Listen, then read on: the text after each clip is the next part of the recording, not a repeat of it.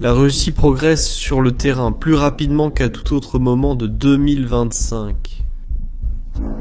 Sur le papier, cela devrait être une raison de célébrer au Kremlin, n'est-ce pas? Progrès immédiat, territoires, victoire. Mais la réalité derrière ces avancées est très différente de ce que montrent les cartes. Parce qu'il y a un coup brutal. Et quand vous comprendrez ce coup, vous réaliserez pourquoi ces avancées détruisent la Russie plus rapidement que n'importe quelle défaite sur le champ de bataille.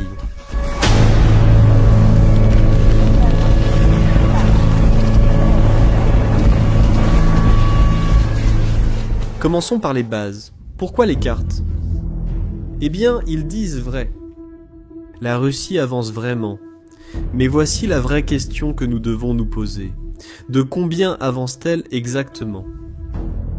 Si vous regardez là-bas en 2022, au tout début de la guerre, les forces russes ont réussi à contrôler plus de 25% du territoire ukrainien.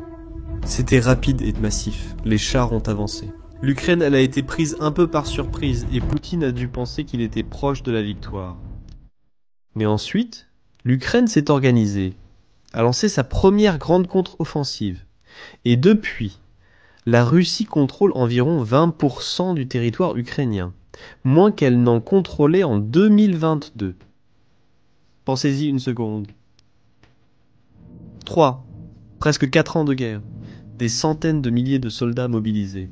Et aujourd'hui, la Russie contrôle moins de territoire qu'au début. Mais attends. Je sais que beaucoup se demandent maintenant, et cette fameuse grande offensive de l'été 2025 dont tout le monde parlait?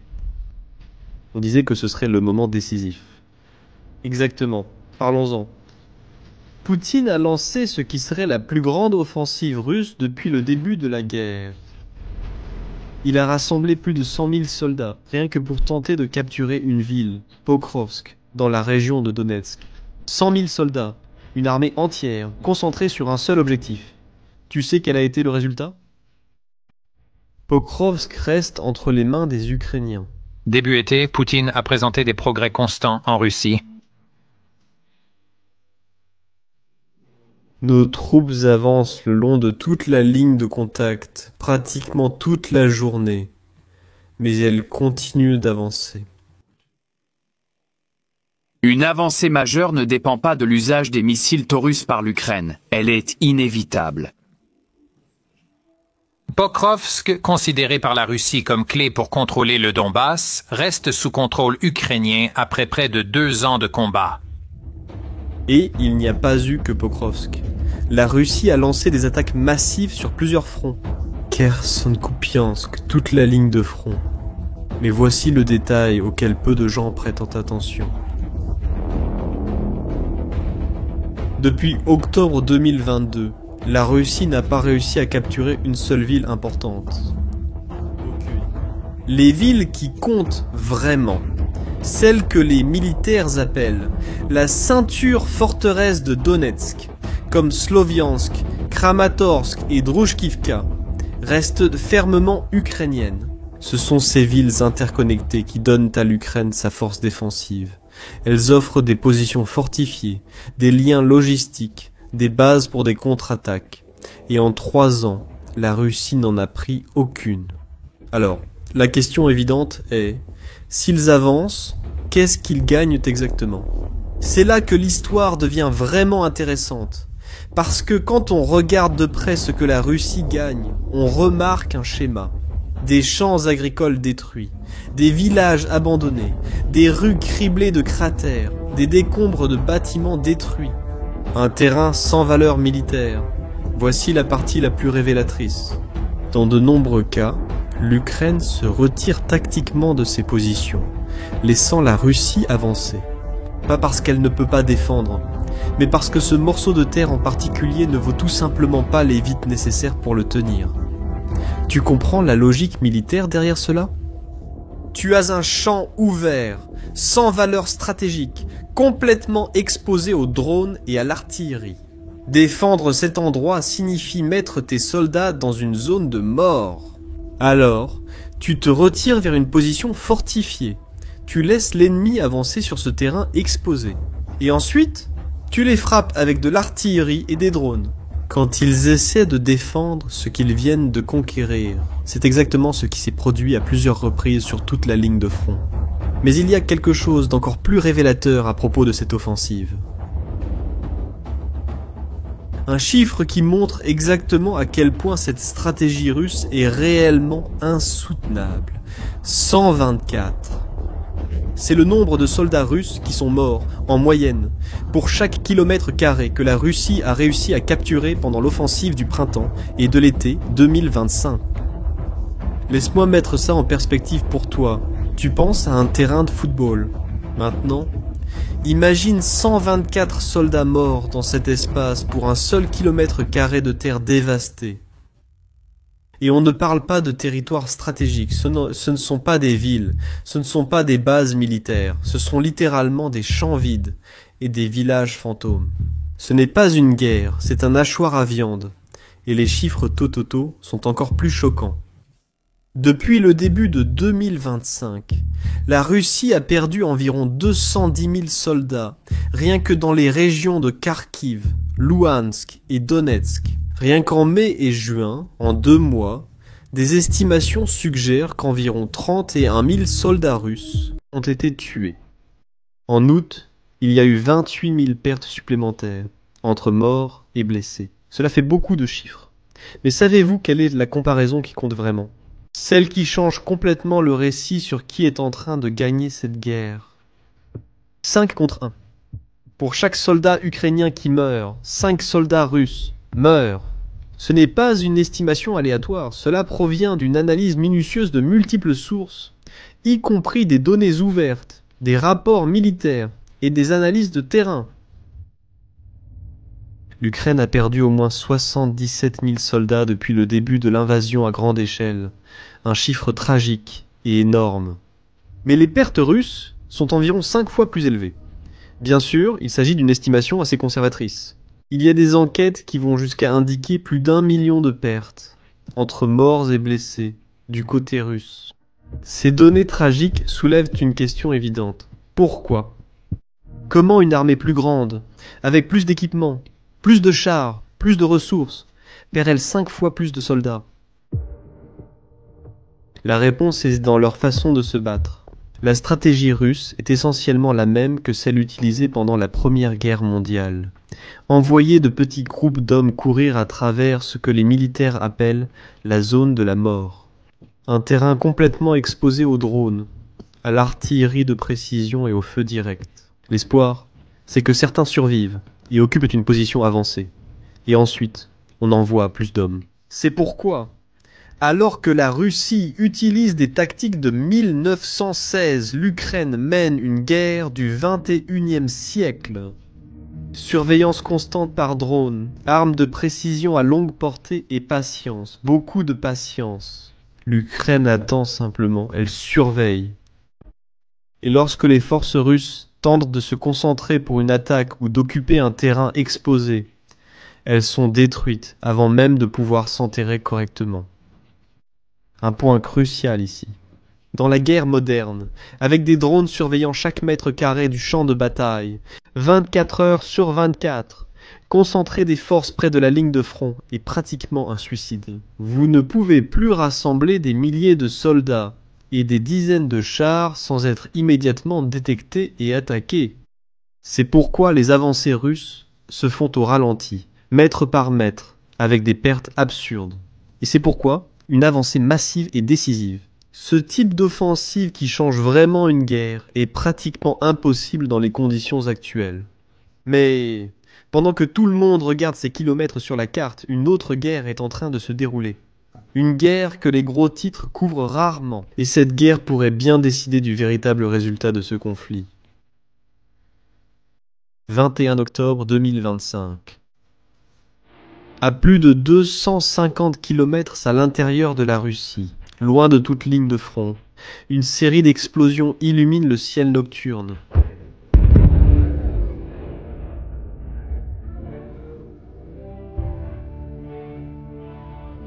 La cible, une usine chimique appelée usine de Briansk. Là-bas, On produisait de la poudre à canon, des explosifs et des composants de carburant pour fusées, tout ce dont la Russie a besoin pour faire fonctionner ses munitions et ses missiles. Ce jour-là, l'Ukraine a détruit cette usine en utilisant des missiles Storm Shadow, des missiles de croisière fournis par l'Angleterre et la France, que les pays occidentaux ont finalement autorisé à utiliser sur le territoire russe. Mais il y a quelque chose d'encore plus impressionnant. Pourquoi Bryansk n'a-t-il pas été une attaque isolée ? Cela fait partie d'une campagne bien plus vaste. En seulement 2 mois, durant l'été 2025, l'Ukraine a frappé 85 cibles de grande valeur à l'intérieur de la Russie. 85. Laisse-moi t'expliquer ça. 33 installations militaires, aérodromes, postes de commandement et dépôts de munitions. Et 52 usines du complexe militaro-industriel russe. Des endroits qui produisent des armes, des munitions et des drones. Ce n'est pas de la défense. C'est une campagne systématique pour détruire la capacité de la Russie à faire la guerre à sa source. La partie la plus visible de cette campagne a été les attaques contre l'infrastructure pétrolière de la Russie. Oléoducs, raffineries, dépôts de carburant. Le résultat, c'est que la Russie a perdu environ 40% de sa capacité de raffinage du pétrole. Tu imagines l'impact de ça ? Des centaines de stations-service confrontées à des pénuries. Les exportations de carburant en déclin. Des régions entières de la Russie sombrant dans le chaos à cause du manque de carburant. Et ce n'est pas seulement un problème économique, c'est un problème opérationnel. Les chars ont besoin de carburant. Les camions de ravitaillement ont besoin de carburant. Toute machine de guerre a besoin d'énergie. Et l'Ukraine est en train de démanteler méthodiquement cette capacité, pièce par pièce. Mais il y a plus. Les États-Unis et les alliés européens fournissent à l'Ukraine des systèmes d'armes de plus en plus sophistiqués et à plus longue portée. Il y a des discussions sur la fourniture de missiles Tomahawk, des missiles de croisière capables d'atteindre des cibles à plus de 1000 km de distance.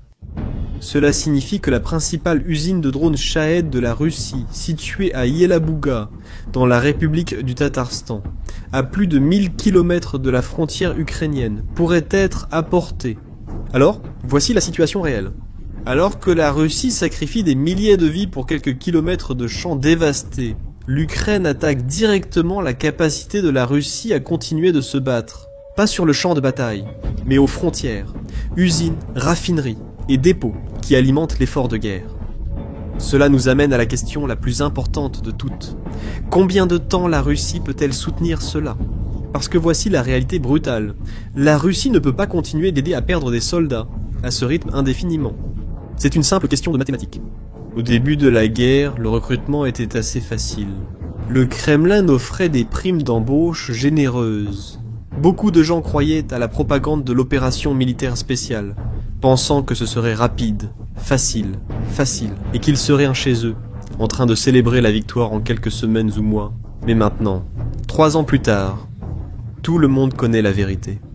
Tout le monde connaît quelqu'un qui n'est pas revenu, ou qui est revenu mutilé. Les nouvelles recrues savent exactement à quoi elles s'engagent, et beaucoup savent qu'elles ne reverront peut-être jamais leur famille. C'est pourquoi la Russie doit payer de plus en plus de contrats, qui atteignent 50 000 $ par an, soit 5 fois le salaire moyen russe. Ce n'est pas parce qu'ils veulent être généreux, mais parce qu'il n'y a pas assez de gens prêts à y aller volontairement. Et il y a un autre problème. Parmi les soldats blessés, seulement 40% se rétabliront suffisamment pour retourner au combat. Les 60% restants sont définitivement hors de combat. Cela signifie que, pour chaque 5 soldats blessés, la Russie en perd 3 à jamais.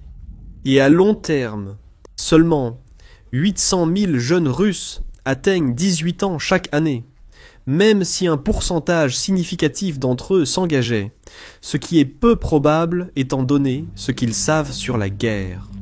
Ce n'est pas suffisant pour compenser les pertes actuelles indéfiniment. La Russie est littéralement en train de manquer d'hommes. Et il ne s'agit pas seulement des hommes, du matériel aussi. Les données de renseignement en source ouverte montrent que la Russie a perdu plus de 12 500 chars et véhicules blindés, 2674 systèmes d'artillerie et de missiles, 166 aéronefs, y compris des chasseurs et des bombardiers, et 164 hélicoptères. Certaines de ces pertes peuvent être remplacées. La Russie a encore des stocks, elle a encore des usines, mais tout cela coûte de l'argent, du temps et des ressources. Et l'économie russe, même avec l'élan d'une économie de guerre, commence à montrer de sérieuses fissures. Comme vous pouvez le voir, cette guerre est devenue une course d'endurance. Il ne s'agit plus de savoir qui peut avancer le plus vite, mais de qui peut tenir le plus longtemps, qui peut supporter les pertes, la pression économique, l'usure constante. La Russie a plus de ressources sur le papier. Une population plus nombreuse, plus de territoires, plus de ressources naturelles. Mais elle brûle tout cela 5 fois plus vite que l'Ukraine. Elle paie 124 vies par kilomètre. Elle voit son infrastructure énergétique être systématiquement détruite. Elle paie des salaires gonflés pour convaincre des gens de se battre dans une guerre qui aurait déjà dû se terminer. L'Ukraine a moins de ressources, mais elle utilise chacune d'elles avec beaucoup plus d'efficacité. Et il y a quelque chose que la Russie ne peut pas acheter, le soutien des économies les plus puissantes du monde. Poutine gagne peut-être des kilomètres sur la carte, mais il perd la guerre des chiffres. C'est la réalité brutale que les cartes ne montrent pas. Et vous, qu'en pensez-vous? Combien de temps la Russie peut-elle supporter ce rythme de perte? Laissez votre avis dans les commentaires. Si cette vidéo vous a aidé à mieux comprendre ce qui se passe réellement dans cette guerre, partagez-la avec quelqu'un qui a aussi besoin de le savoir. Et abonnez-vous à la chaîne pour plus d'analyses sur la géopolitique et les conflits. À la prochaine vidéo.